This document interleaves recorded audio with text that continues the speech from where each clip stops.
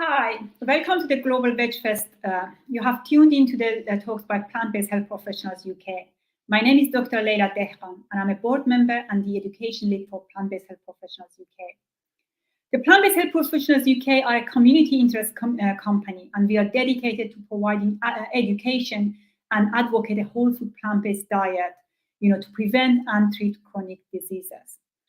Today, I'm delighted to be hosting 3 live streams.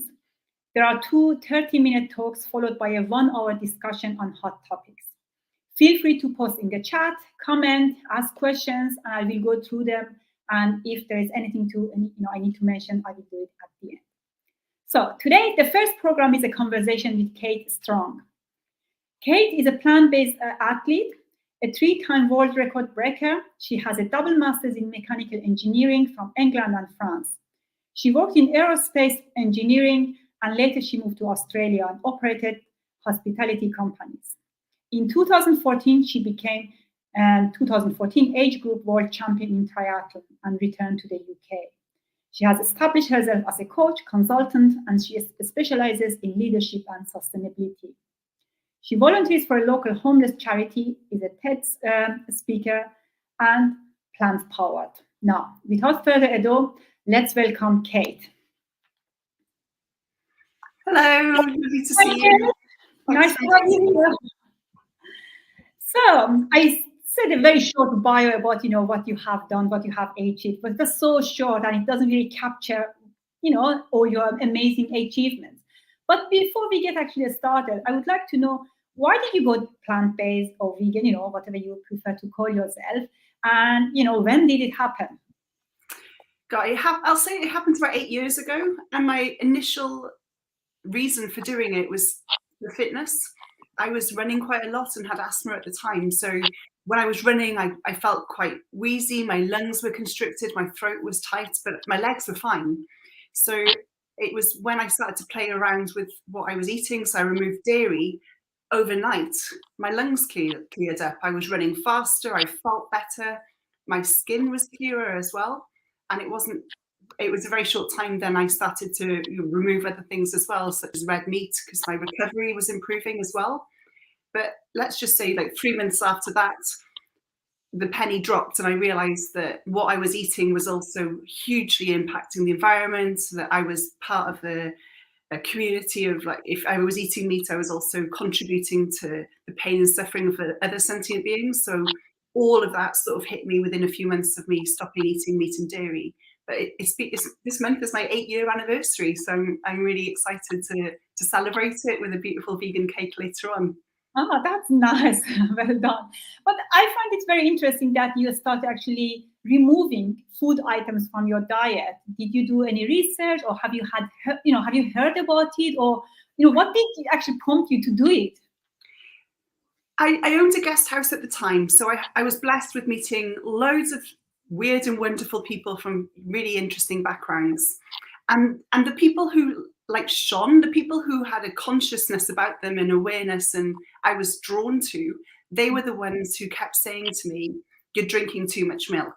That's why you're struggling. You're eating food that's impacting you." And it was them who introduced the idea of potentially removing dairy. So, unlike you, which is a doctor which loves your science initially, I tested it on myself first up. And so for 30 days, I completely eliminated dairy and to see how I felt.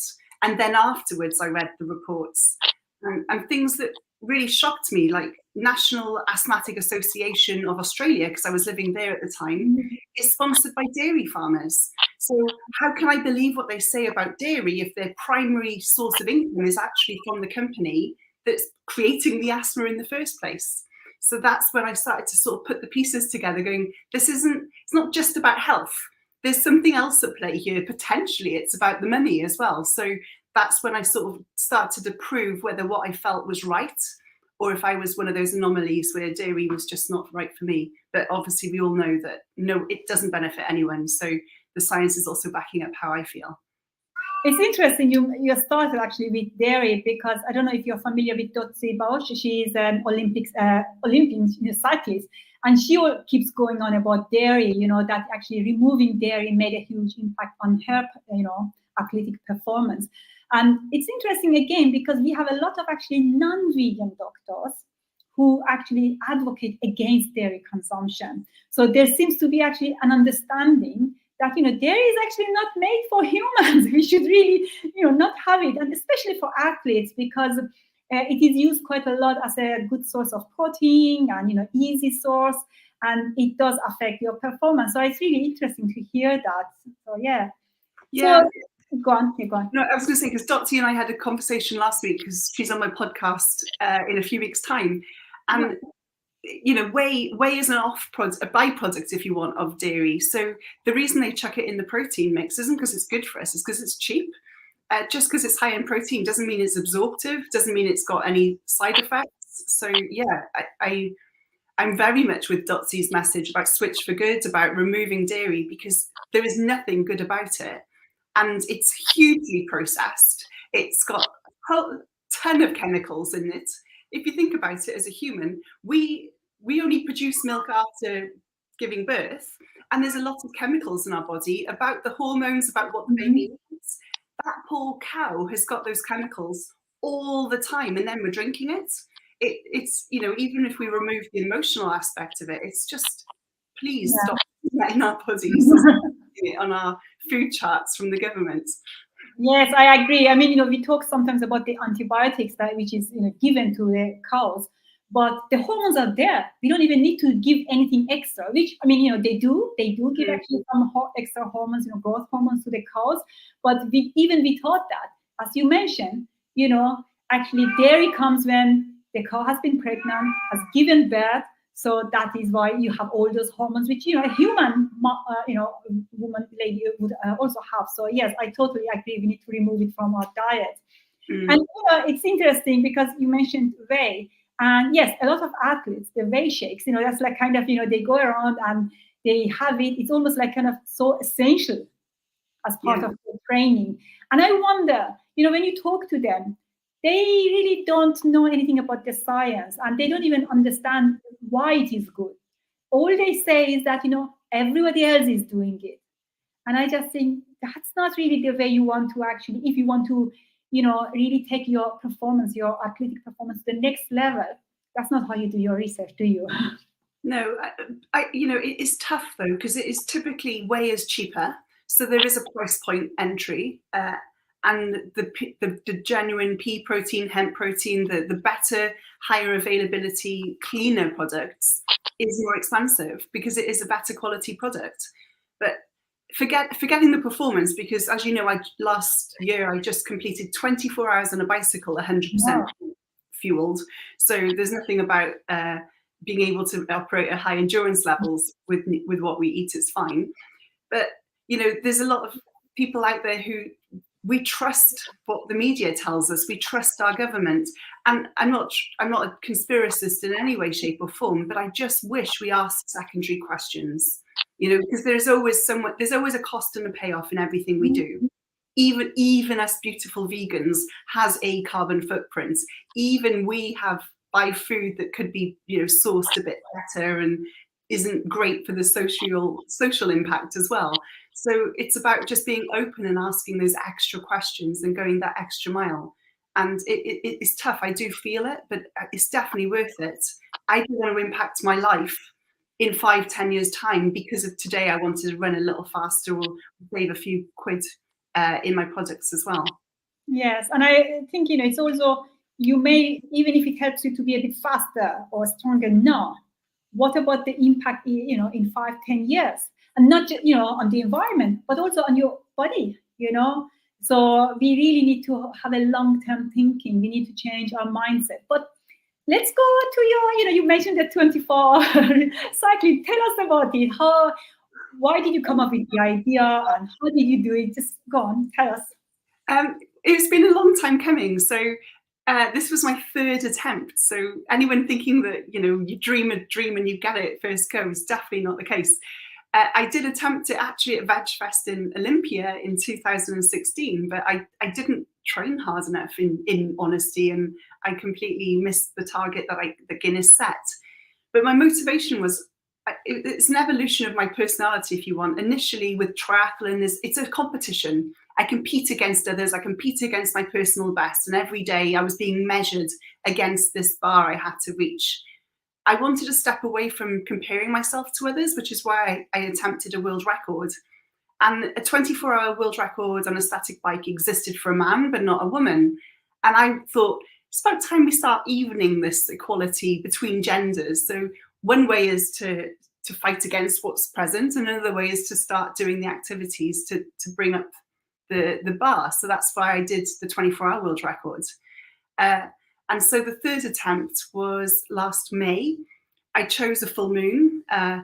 I very much believe we're creatures of nature, and I wanted to tap into that natural connection. My mind, I didn't know how I'd cope cycling non-stop for 24 hours on a bike that doesn't move. So I thought, at least with the moon, at least with how the animals interact with how nature changes in these cycles, that would distract me a little bit, hopefully. So I cycled outside on top of a hill in Bristol. And yeah, everything was 100% plant-based. It was also whole food as well. And I covered 433 miles in the 24 hours, setting a new world record, but also breaking the 1 hour and the 12-hour along the way. So yeah, it was a pretty epic, hugely painful. I cried for about 10 hours of it, but an absolutely amazing experience that I look back with great pride and happiness that I did it. Congratulations, that is amazing. You touched on a few different things I want to actually mention. Firstly, you said you were, cycling outside. So I assume there were people around you. Just tell us, I want to get an image, how was it? You're outside in this beautiful full moon, obviously, as you said, painful, just non-stop cycling. And I guess you also wanted to be a bit fast, not just, like kind of a leisure cycling. So just tell us, were you alone? How many other people were there? And how did you keep yourself motivated? Were you listening to music? And how often did you eat? Just tell us everything, all the details. Great questions. So for Guinness, we needed to have witnesses. So I had a team of about 20 to 30 volunteers, which they rotated every couple of hours. And I can just see Rachel's commented. So thank you so much. I really appreciate you saying those kinds of words. So yeah, I was never alone. I always had at least 2 or 3 people around me. I also live streamed it on Facebook, so anyone could come in and watch. I wanted to keep it real, so you could see me cry, you could see me having physio, you could see me eating, so there was always a way of sort of keeping me in check. To eat, I had a performance coach who we'd created a structure. We'd only practiced 9 hours of training, so I hadn't cycled more than 9 hours, but I was eating pretty much every hour.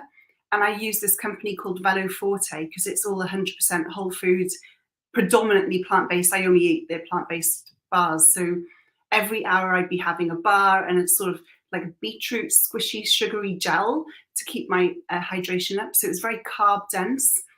After 9 hours, I did start to struggle with the food because it was dates, it was nuts, and I couldn't digest it. So as the harder my legs were working, the less my stomach was being able to digest it. So I did come off the bike for little breaks, but the time didn't stop because my masseuse had to massage my tummy to move the food that was sort of building up in me. It's a bit too much detail maybe, but that's kind of what we had to do. No, I want to know all these details because, I was wondering, were you actually on the bike for 24 hours, without any break, any bathroom break, so it's good to know actually you had some breaks. Yeah, go on. We could take as many breaks as I wanted, but the time didn't stop. So obviously I'd have to cycle harder. So I stopped for number 2s, but I didn't stop for number 1s. So if you look at the videos and I'm sitting on a towel, it's because I'm peeing. So people could sort of pull the end that I hadn't peed on through underneath me, and then dispose of the towel, well, wash the towel, and me use another one.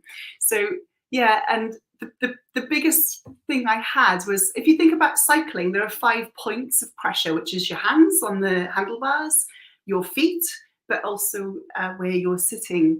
And because my legs were spinning 60 to 80 revs a minute, which is the cadence, there was quite a lot of friction being built up down there. And so after about 8 hours, I had 2 open wounds. So again, I needed to get off the bike, and my physio quite literally just glued me together to make sure I could keep cycling. So by the end of 24 hours, I had 4 open wounds that had been stuck together, as well as pain and bleeding. And yeah, it was very, very stressful. I don't train with music. I don't train with Netflix. I purely just get into my head. So it sounds very strange maybe, but I talk to a bit different body parts. So if my shoulder was hurting, I would take a little bit of me and go, hey shoulder, how are you today? Like, why are you hurting? What do I need to do to stop the pain? So I just kept talking to my body, and that got me through the 24 hours. I don't like getting distracted from myself, and I don't like depending on a crutch, because if the music cancelled or I didn't have internet, I would miss it. So I always trained with no luxuries. And food, I also mixed it in. I think twice I ate my own tarkadal, which is a lentil curry, just to get something a bit more dense and actually savoury. So when I was being massaged once, I had one of the assistants or volunteers was like feeding me, and my masseuse was like massaging my legs at the same time. So it was a huge operation behind me to cycle, just so I could focus on the cycling. And I didn't have to think about anything at all, the paperwork, the recording, because the whole team did that. And yeah, I mean, as I said, I can't express the pain. It was absolutely excruciating. But look, that's why I did it. Far too often we all stay in our comfort zone, not just physically, but mentally as well, or in relationships or emotionally. And this pushed me through it, and I couldn't get off. I had to sit in that pain zone. And the mental pain, I have to stop. And, you know, to just talk a little bit about the climate crisis we're all facing, we need that mental attitude to stay outside our comfort zone, to do what's uncomfortable, to have those awkward conversations, or even to do the steps we know we need to do, or you know, even like quitting our job when we know it's not the right one for us. So that's why I also do the physical challenges, is to hold me accountable to my mindset, to make sure that I'm playing a bigger game. So yeah, it was an amazing experience. I don't think I'll be doing something so extreme again, but as you know, I've got things coming up which maybe you think just are as extreme as well, but I think it's all perspective. Yes, it is amazing what you have done. But I want to go back to something you mentioned. You said it is weird, and I just think it is actually amazing what you did, because you said you talk to your body. And I mean, you know, I'm an athlete myself, and usually when it gets a bit painful, what we do is we detach. It's almost like kind of, you know, let's ignore it. Let's distract ourselves with something else, like, you know, music. Let's listen to the music so that we don't actually, you know, notice the pain. But what you did was the opposite. You actually focused on the pain, or the area which was painful, and you spoke to it. You actually engaged with it and tried to, include it in, you know, what you were doing. I like that. I really like that. What we resist persists. And if it's a little niggle, if we resist it, it might create a big problem. So, you know, most of the time, those little tweaks at the beginning, we can undo very quickly by just a quick adjustment of how we run or cycle. But if we ignore it or just pop in a few, you know, pains pills, then we're not giving our body the opportunity to have their voice heard, and it'll just start screaming. So yeah, thank you for that. But yeah, and also I think, you know, if you want to go to the next level, you need actually to push through that and, you know, have that conversation with your own body. You know, because otherwise you're going to stay there. But one more thing which you mentioned, and I didn't actually know that, in 2016 you tried it and you failed. Yeah. How did you manage actually to, you know, get up and say, okay, I'm going to do it again? How was it? Because it was it was in Olympia, it was public. So I'm just thinking, gosh, if I had done that, you know, how I would have felt. But you managed actually to get through that and do it again. Where did you find the motivation, or what did you tell yourself? Well, failure, is it failure to try something and fail? I found my level. I always say, I don't want to punish people for trying to do something outside their comfort zone. And so I have to allow myself that same judgment or non-judgment space. So it took me 5 years to sort of heal and mentally re-prepare to do it. So it wasn't like 2 weeks later I got straight back on the bike to attempt. But it's all about celebrating the people who strive rather than the gold medals. Because it's not about the record. I am obviously very proud. They're behind me. I've got 3 world records, yay. But that's not it. It's who I became along the journey. So I'm attempting new things. I'm always pushing myself, and I want us to celebrate the journey, not the destination. Because I think that's what's going to like drive us to keep trying, to pick ourselves up, and to celebrate the person we're becoming, not the medal or the reward that we're receiving. Yeah, I'm sure it is tough, and I think one of the reasons people actually don't try anything, as you say, don't try to get out of their comfort zone, because they're so afraid of failing. And there's really no such thing as failure or as failing. It is like kind of what you do with it. And I know you, as you say, you have all those 3 world records behind you, and it is amazing. But I want to go back to that, feeling you had in 2016, which was public. And, I think a lot of people would just say, okay, that's it. Everybody saw how I couldn't do it, and they would just disappear. But you didn't do that. And I think that is actually, for me, to be honest, that's more inspiring. Because I think, having the mindset to say, you know what? Yes, I did it. I tried. And I actually celebrate myself for trying rather than judging myself, because that is what we do.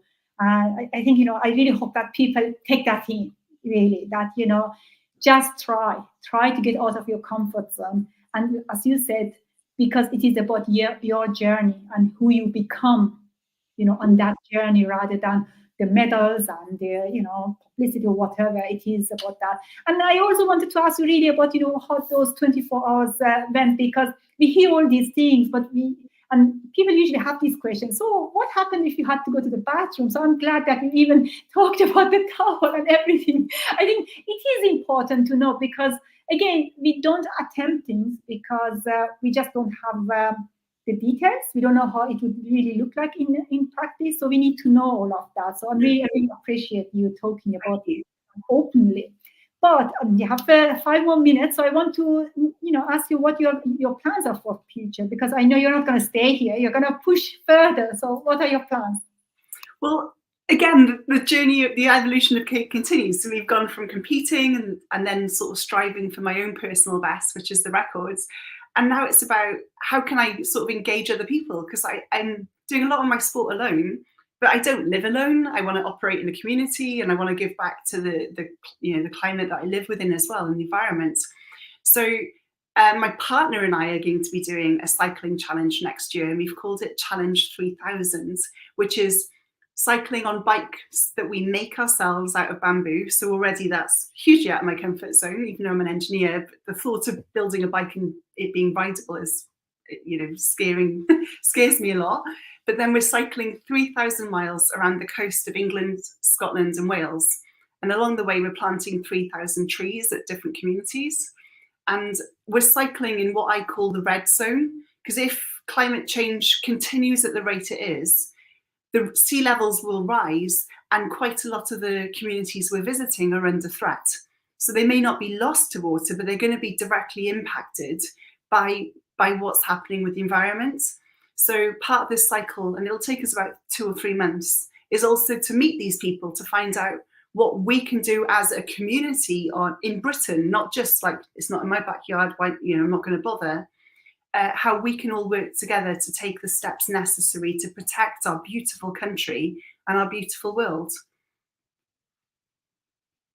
That sounds amazing. I'm just wondering, are you going, you said 3 months of cycling, but is there like trying to achieve something else, like kind of, cycling faster, or is it just really about meeting the communities and talking to them and engaging and getting a conversation started? Yeah, I mean, even if we cycled about 100 miles a day, and we've got to carry our own tent and our food and everything like that, we would have finished it in 2 months. So I have built in an extra month to be able to stop at schools, to do talks, to plant those trees as well. So yeah, it is a bit leisurely. We could do it faster, but there's no rush. Why am I always rushing to the next thing, to the next thing, to the bigger? And Rachel's just asked as well if she can follow my journey. Of course you can. The best thing to do is follow me on Instagram, KateStrong01, but I'm also active on other social platforms, so Google me. And yeah, I can send you the link for the website. But yeah, we're about to launch it quite big, but at the moment I need to build my bike. Yes, it would be good actually to follow you and see what you're doing. And maybe, you know, if people live nearby, they can actually come and meet you in person. That would be amazing. I'd love people to come and join us. So like in summer this year, we're doing a 600-mile trial around Wales.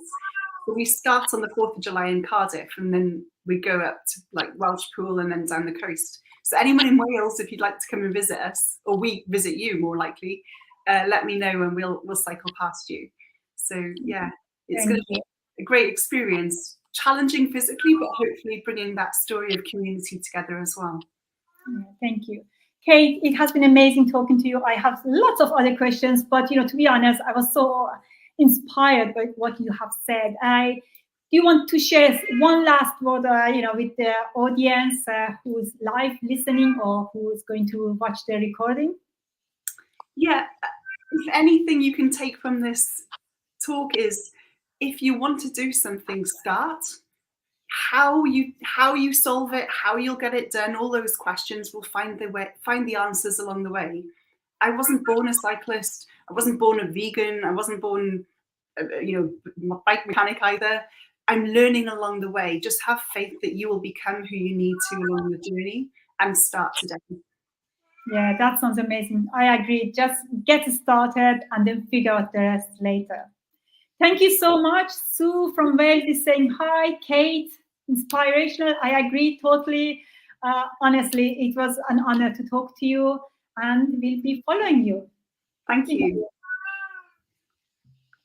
Is it okay if I shared my website in case anyone wanted to register? I don't know if you can actually share it here. I think I'll just. It's katestrong.global. So I do write a newsletter as well, which keeps people up to date. So I do it about once a month. I'm too busy cycling to write too much more. Yeah, we got it. So amazing. Thank you for doing that. Definitely. Thank you for that, Pete. All right. Thanks, everybody. I hope you join us again in 15 minutes. The PlantBased Health Professionals UK are going to welcome Dr. Neetu Bajekar. All right. Bye, Kate. Thanks, everybody. Bye. Bye.